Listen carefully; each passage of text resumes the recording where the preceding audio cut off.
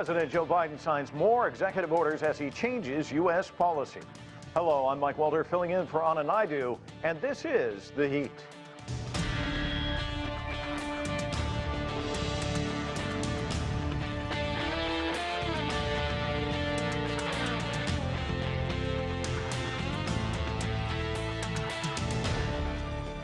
United States President Joe Biden has been in office now for just over a week, and he continues to roll out a series of directives that in many cases overturn those of his predecessor, Donald Trump. Biden signed executive orders to help counter the coronavirus crisis. He also outlined a new approach on racial equality and immigration. And this week, he moved to address climate change. He says his approach will generate jobs. We're going to harness the purchasing power of the federal government to buy clean, zero-emission vehicles that are made and sourced by union workers right here in America. With everything I just mentioned, this will mean 1 million new jobs in the American automobile industry. 1 million. We have a great panel to discuss all of this. With us in Washington, D.C. is Democratic Party strategist Joel Rubin. He is a former U.S. Deputy Assistant Secretary of State during the Obama administration. Joining us, too, from South Carolina is Eric Bolling. The political commentator and author is also the host of America This Week with Eric Bolling. Also with us from Detroit is Brandon Brice. He's a talk radio host and political commentator. And here in Washington, we're joined by Rafael Bernal. He's a reporter for the political newspaper, The Hill. I want to welcome all of you to the show. And Rafael, why don't I start with you? The Washington Post describing the Biden presidency so far, and it's still in its infancy, as kind of a 9-to-5 presidency with these bursts of activity. And I know just the other day you tweeted, you said this is probably the most boring Wednesday in all of 2021. But the Post piece went on to ask these questions. Does this orderly presidency match the moment of national urgency? And is it sustainable? And I'd like to get your thoughts on that, but I'd also like to get your thoughts on, is boring better than chaos? Well, I mean, it's more boring than we had an inauguration, an impeachment, and we had, of course, the siege of the U.S. Capitol. So anything compared to the first 3 Wednesdays of 2021 is going to be boring. I was being a bit flip about that. But I wouldn't say the Biden presidency itself has been boring. I mean, he's signed more executive orders in his first week than any other president, well, any recent president in history. I think George H.W. Bush signed 1, and Biden's, I think, at 28. So you see, what Biden is trying to do is basically erase everything that Trump, in the view of Democrats, moved back or backtracked. You know, and of course, Republicans are going to have the opposite vision of this. They're going to see what Biden is doing as the backtracking, and it's really tough work because Trump was very prolific in changing rules, in sending executive actions, and there's just so many promises that he has to fulfill. So yeah, more boring than the first 3, but still pretty active. Brandon, they say, how does this play in Peoria here in the United States? So I want to get your sense. How is this playing in Middle America? You know, Mike, this is extremely scary when you're talking about the fact that 28 executive orders, some of them that it seems political in the sense that, you know, it's looking like, okay, the president wants to roll back everything that 45 did. And that's fine, that's politics, but there's a problem, Mike.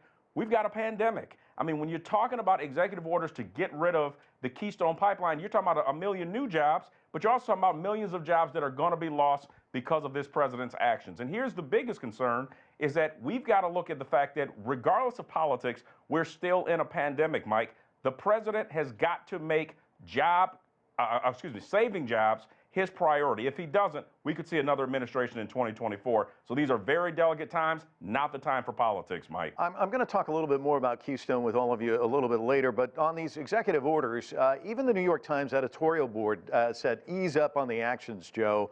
So Eric, let me ask you this, because John Huddock of Brookings is quoted in this piece, and he says, when you're the party in the White House, it's the greatest thing on earth. When your party is out, it's undemocratic. It's seen as Satan's pen. Is that how conservatives are looking at it? You know, I look back at 2016 when President Trump was elected. He didn't jump into executive orders right away. What he did first was he started rolling back regulations, and that was seen as a very conservative thing to do. People on the right were thrilled about it.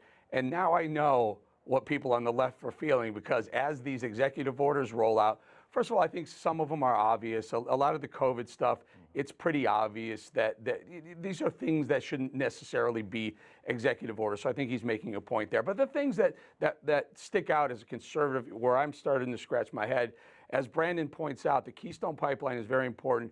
When you push for a government solution to what should be a market solution, in other words, green energy jobs rather than Keystone Pipeline jobs, that trade-off is bad. It never works for an economy and conservatives also. And also that $15 per hour minimum wage for any federal contractors going forward. It looks like it'll be a $15 minimum wage per hour across the country.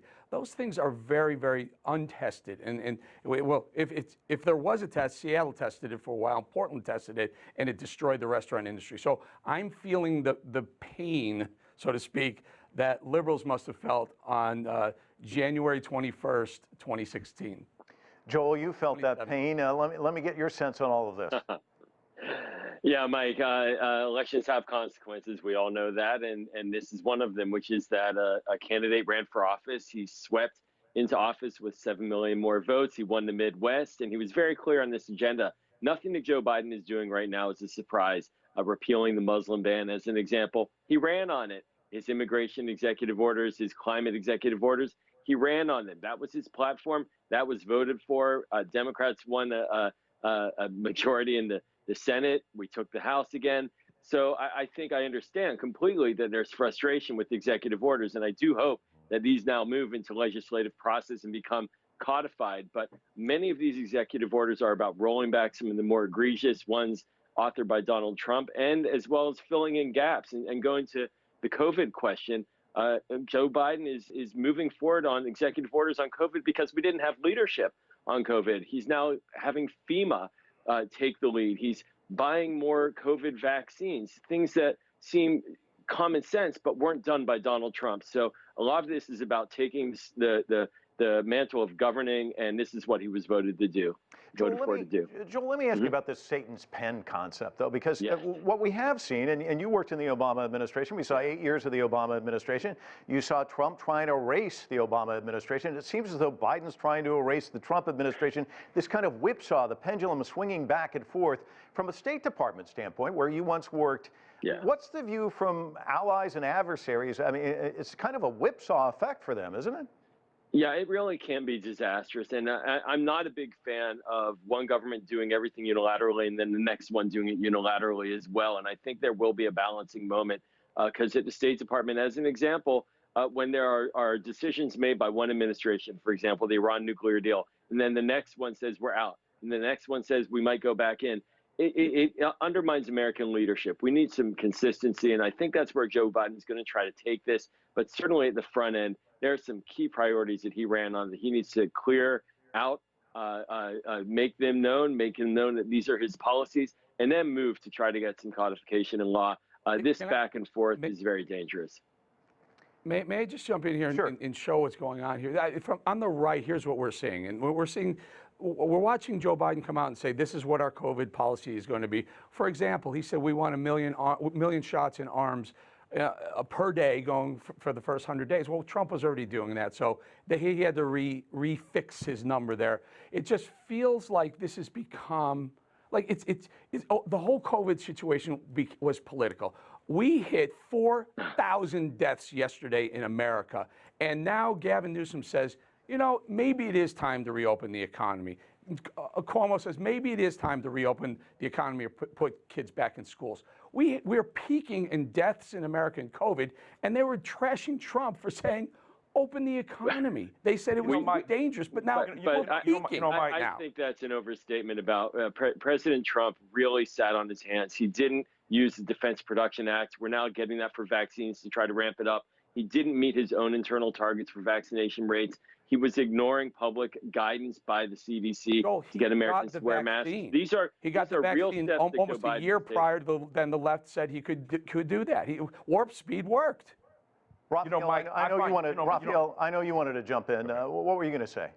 So I do. And this discussion, this back and forth that we're hearing proves at the very least that Joe Biden's strategy of jumping in with a shock and awe approach of throwing everything in the kitchen sink at Congress, at politics at the opposition is actually a good read of what opposition politics is at the 21st century, and frankly, even more so in the social media era.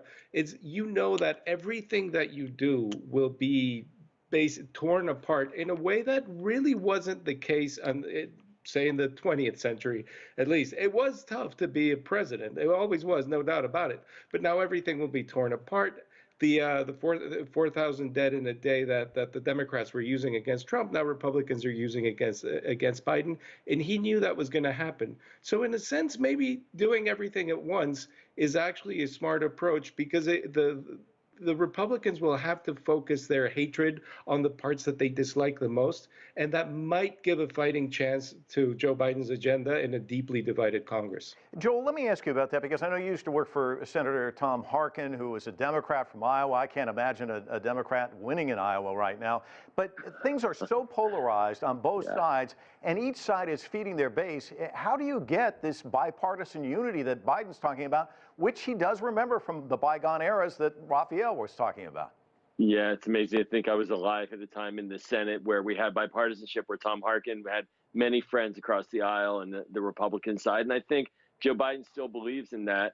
He is going to try to engage middle America, rural America, Americans who didn't vote for him. And I think that a lot of what we're seeing in the stimulus bill, as an example, in trying to jumpstart this economy, that's going to be key. The only way that he can change the dynamic that we're in, and it's an incredibly monumental task, is to start to do outreach to the supporters of the Republicans in Congress, because the Republicans in Congress right now have no interest nor incentive to cooperate with him. Clearly, they are already having the knives out, so he's going to have to go over their heads and to their voters. Eric, let's talk about how broken things are, though, because from a Republican standpoint, we did hear Mitch McConnell and Kevin McCarthy talking after the mob attack and saying certain things that now you see McCarthy kind of backtracking. He's gone to visit with Donald Trump, because it seems as though both parties have this problem. They don't want to be primaried by somebody, if you're in the Democratic Party, that's to the left of you, if you're in the Republican Party, to the right, extreme right of you. How do you address that? Well, Mike, if you remember a couple of weeks ago, I was on with you, and I said I think Donald Trump will be the last GOP president in my lifetime, maybe ever. Boy, I had no idea January 6th was happening, but after that, I'm going to go on record and say that was it. Look what we have right now. We had Matt Gaetz fly, a Florida congressman, fly to Wyoming to basically call out Liz Cheney, about not supporting Trump. There's a bifurcation in the Republican side. The GOP is in a civil war, and that's not going to heal anytime soon. Bottom line is, I think there are still opportunities on the state level for the GOP to have power, but as far as a national elected office in the GOP, it's not going to happen unless Trump either comes back, roars back to power and grasps the GOP again, or fades away into the sunset. And right now, it looks like neither one of those are happening. And Brandon, one of the issues that Republicans are facing is funding. Are you going to get the dollars, or are you going to get Trump support? Well, first of all, we need to stop talking about Donald Trump. The Donald Trump era is over. This is the Joe Biden show. Joe Biden right now controls the House, the Senate, and the White House. So we really got to put the brunt of the issue back on. The president is still in his 100 days, and he's got to produce. Now, you ask about the funding. One thing is, if we keep killing jobs through Joe Biden, I think 2024 is not only more of a reality, but I think the corporate industry is going to say, listen, we're losing money. People are literally, Americans are losing their jobs daily. We're dealing with the pandemic. I think the president actually is, oddly enough, making it actually easier for Republicans. I think the challenge is, are Republicans prepared to focus on the economy and move on from the Trump presidency? That remains to be solved. And Rafael, let me ask you about Keystone, because we've had two people already bring that up. And yet Biden says if you make this shift to green, that will produce good paying green jobs and climate he sees as a huge crisis. Is that a convincing argument? So on the job side, it's a really tough argument, because Democrats have been caught flat-footed messaging this issue a dozen times at least, with West Virginia coal miners basically telling them to go learn to do tech jobs. You know, you can't tell a community that has lived from one industry for generations to suddenly go and, get a computer and learn to code. And that's sort of the message that trickles down to the average voter in West Virginia. And in this case, well, for workers who want to work on the Keystone Pipeline, who are trained to do that sort of work. So that side is tough, but the economic realities are such that they are there. The truth is that clean energy jobs are the future, and the quicker that people can adjust to those jobs, or that that industry can find jobs to give people who've been trained and who've done hard work and who deserve to keep doing good work, the quicker that happens, the quicker that political issue is going to dissipate. But it's definitely not going to happen overnight, and it could have happened in the last decade, but it simply hasn't. So I foresee that will be a trip up for Democrats for some time to come. Well, let's talk about it. Mike, if I can add yes, go ahead. to that. Yeah. I mean, solar jobs, wind jobs are the fastest growing jobs in the energy sector, and they employ more than miners right now. So it's a messaging problem. I agree with Rafael, but the data is there. And we've seen it as well in Michigan in the big three and the conversion to a more fuel efficient vehicles. There are markets for that, and there are jobs in that as well. And that's what we have to get at. And this Keystone Pipeline, it's easy to focus on that, but that's not the whole entirety of the climate agenda, which is very much jobs based. But it is messaging wise. It has been a hard one to sell. And I think that when we look at Donald Trump, the last year the economy was the worst it's been since World War II. We need a different approach in our economy. We are not getting out of the ditch anytime soon if we keep on doing what we did in the last 4 years. And Joel, when you listen to environmentalists, they say that Biden actually needs to go into hyperdrive, that Obama didn't really go far enough when he was in the Paris Agreement. Of course, Trump reversed all of that. Is that how you see it as well? Well, the Paris Agreement was a compromise agreement, and as we know, oftentimes compromises leave things a bit shallow in terms of the real objective.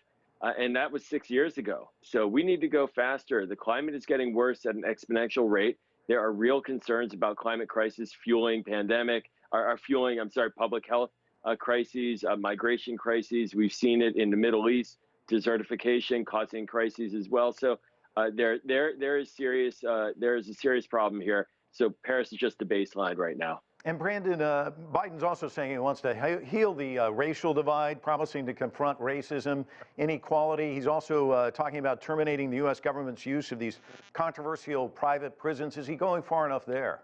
Well, one thing I will say, as far as ending private prisons and that relationship, I actually agree with the president on that only. But when you talk about these new offices being created, Mike, you and I know it's more bureaucracy. That's not what we need at a time right now. That's growing government. You want to heal the racists? Give them a job. And how do you give them a job? Stop cutting jobs. I think it's very simple. If Joe Biden focuses on the economy, he can win over even those Republicans that are remaining in the Senate and in the House. But at the rate he's going, he's already showing he's playing towards the progressives, and that's exactly where they want him. Rafael, what about immigration? He's talking about stopping the funding for the border wall. There looks like there's going to be some more initiatives coming from him. What are you seeing there? Ooh, well, a lot of action, like a really massive amount of action that you couldn't really put into 2 minutes. But a few things that are important. They're going to focus first. Today tomorrow they were supposed to release a few initiatives on immigration. They've slowed these down to Monday. It might be because of politics. It might be because they wanted to coincide with the DHS secretary and possibly the Health and Human Services secretary, who also plays a role here, being confirmed by the Senate.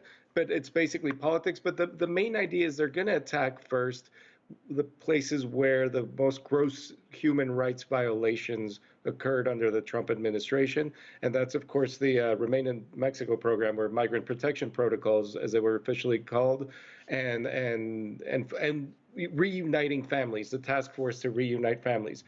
But even that delay from Friday to Monday had some groups on the human rights front kind of bothered, because they see more of a rush to get something done, to start reuniting families now, and to do it at the time that is politically appropriate. And of course, that argument sort of makes itself.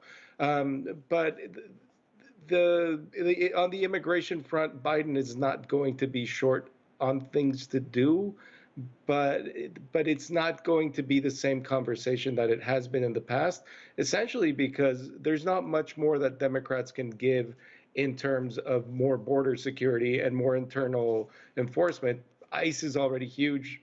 CBP is already huge. Most of the border wall is already there. You can't really enforce these laws much more aggressively. So when it comes time to make a deal, you're really discussing how to change the legal system and whether or not to grant. One side calls it amnesty, the other side calls it legalization of those 11 million undocumented immigrants. He's got a lot on his plate, but all of this, of course, is playing out with the backdrop of impeachment. Eric, where do you see that going? Well, if I may just weigh in on those last two topics. So I think what happened was Joe Biden, I think he was elected as the other, not Trump. In other words, I'm going to reverse all the Trump policies over the last 4 years. And I think he's finding out it's much more difficult to actually put that in play. And I'll give you two examples. They've both been mentioned. One of them, I think Joel called it a Muslim ban, which never was a Muslim ban. It was it was a country ban. It was a location, not a religion ban. But now, Joe Biden has already put in bans from countries that have high COVID incidences. What is that? Is that going to be an African ban? Are we going to call that? No, you're not going to. But the threat maybe from a European COVID ban. Well, no, but maybe the threat from COVID coming in is similar to the threat from someone bringing a dirty bomb into the country. The other issue that was brought up was the wall. In 2 or 3 weeks, we've had 2 caravans coming through Mexico from Guatemala and Honduras, coming through Mexico, trying to enter the United States. Biden's going to find out very quickly, if you take that wall down or if you open that border, we are in deep trouble. We won't be able to provide health care and schooling and lodging for all the hundreds of thousands, maybe millions of people who want to come here and just get here. And Mike, you pointed it out, maybe for citizenship. Joel, let me let you jump in on that, because he's talking about external threats. Of course, the Muslim ban, which he says is not a Muslim ban, and of course the wall. That's meant to keep people out. They're a threat in a sense, but the real threat we saw earlier in January actually was an internal domestic threat when they stormed the Capitol. You bet, and that is the major threat facing the United States right now of white supremacist terrorism. We saw an insurrection in the Capitol. We almost saw members of Congress killed by the insurrectionists. We saw sedition, and we are going to see a trial in the Senate to convict Donald Trump. I don't know if all the Republicans are going to go there, but I can tell you that the American people don't tolerate sedition.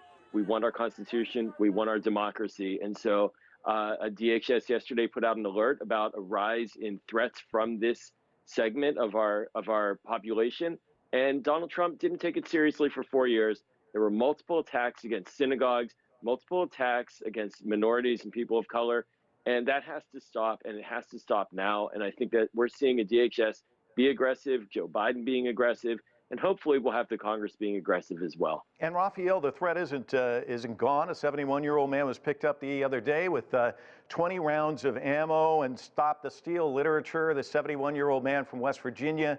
There's a lot of members of Congress worried about their safety. Talk to us about what you're seeing up on Capitol Hill. Yeah, and actually it's interesting because the terror threat is internal. Capitol Hill right now, there's even talk of making permanent the fencing around the U.S. Capitol, which anybody who knows Capitol Hill as a community knows it would be a tragedy for American democracy. And it kind of ties into what came about with what you were talking about, the caravans. The caravans, first of all, haven't made it here. The migration push factors from Central America haven't really changed during the Trump administration and have even gotten worse. So it's really, and the rhetoric that is starting to be used as political opposition, as was to be expected, to Biden's immigration plan is the same rhetoric that frankly fueled the worst impulses of the Trump administration. And, it works politically, but when the terror threat seems to be internal, sending DHS off on a wild goose chase to, arrest a caravan of 5,000 or 7,000 people who maybe make it through Mexico, may go back to their countries, probably don't pose an imminent danger. It seems there's a lot of talk about Homeland Security should probably be focusing on the kind of terror threats that brought us the siege of the Capitol and frankly brought us the El Paso massacre, where 23 people died. Speaking of the word immediate danger, Joel, let me ask you this. We hear Biden talking about unity, trying to get a bipartisan push for this legislation attacking COVID. That's an immediate danger right now, COVID. How long is he going to spend time trying to find some sort of unity on legislation before he has to abandon that plan? I think he's going to have to give it as much time as he can to try to get a win at the front end. If he doesn't get a win on COVID relief at the front end on the bipartisan basis, then we're in for a long 4 years of partisanship. So I think he's going to work it. It's in the Republicans' interest as well. They saw what happened in the election. If they're perceived as blocking relief to Americans who, again, are suffering from the worst economic year since the end of World War II with massive death and infection rates, then they're going to pay a penalty politically, and it's going to harm our country. So hopefully we can get a bipartisan deal. My bet is that they'll try to get it within the next week to 2 weeks before the impeachment trial in the Senate to try to get some win. Otherwise, we're going to be in for a very long 4 years. And Brandon, the Detroit News out today, they say that Detroit's expecting doses for the vaccine to triple next week. This rollout's been very slow. What needs to happen there? Well, first of all, there is a underlining meaning that, Detroit has a heavy minority community. There's a fear that people don't even want to get the vaccine. Part of that is communication. So I think the federal government, when you take politicians like Joe Biden and Kamala Harris to say, oh, well, we got the vaccine, you should too. That doesn't work in a city that's 75% African American. So one is education and training of what is actually what are the symptoms of the vaccine, and then accessibility. The other part is with lack of transportation, people can't get the actual care of the vaccine. All of these things matter, and all these reasons are the reason why people still either don't trust the vaccine or can't actually access that vaccine as well. Yeah, still a lot of issues out there and a lot for this new president to tackle. Thank you so much. It's been a great discussion. That's it for this edition of The Heat. Thank you all for joining us.